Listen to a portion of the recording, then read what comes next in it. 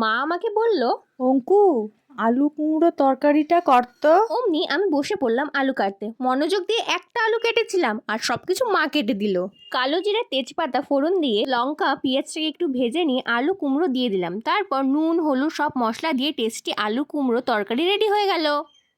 এটা এক সানডের গল্প, যেদিন আমার মনে হলো চিকেন রান্না করব, কিন্তু একটু অন্য স্টাইলে, তাই বানিয়ে ফেলাম দই চিকেন। খেতে কিন্তু হেভি হয়েছিল। তোমরা কে কে দই চিকেন খেয়েছো কমেন্টে জানিও। আর আমার রান্নাগুলো তোমাদের কেমন লাগছে সেটা বলতে ভুলো না কিন্তু।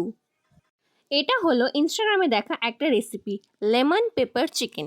যেমন টেস্টি তেমন হেলদিও, কিন্তু রান্না দেখে মা তো বোধহয় হয়েছিল সেদ্ধই হয়নি, কিন্তু খেয়ে কিন্তু খুবই পছন্দ হয়েছিল।